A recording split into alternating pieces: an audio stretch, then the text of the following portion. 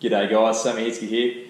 Now today I'm going to show you how to tie a beach rig for fishing pilchards. Now guys fish pilchards for tailor, for salmon, for mulloway, all sorts of species, and these beach rigs are very simple to tie.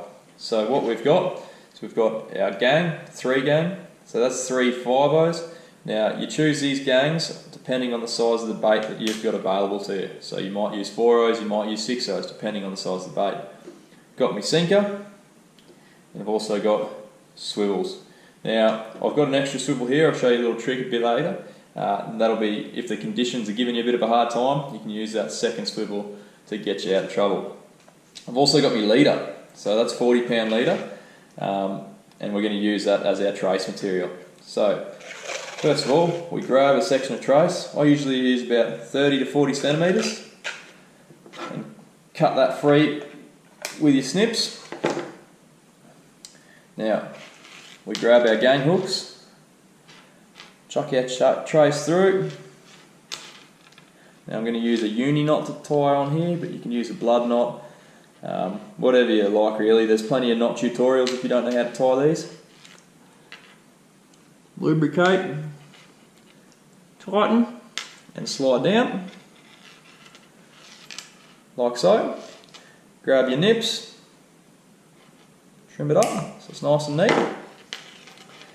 Now to the other section of our leader, we want to attach the swivel. So same thing, I'm going to use a uni knot for that. So quickly whip that up,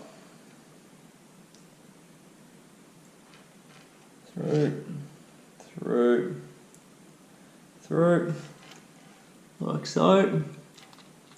Lubricate, tighten, and slide down. And as always, we trim our tags. So that's your standard rig. You've got your swivel, about 30 to 40 centimetres of trace, and then your gang hooks on the bottom. Now to attach that into our main line, I'll use a bit more leader to represent the main line. We tie that, again I'll use another uni knot, through. Now I use uni knot because it's very simple to tie, very strong.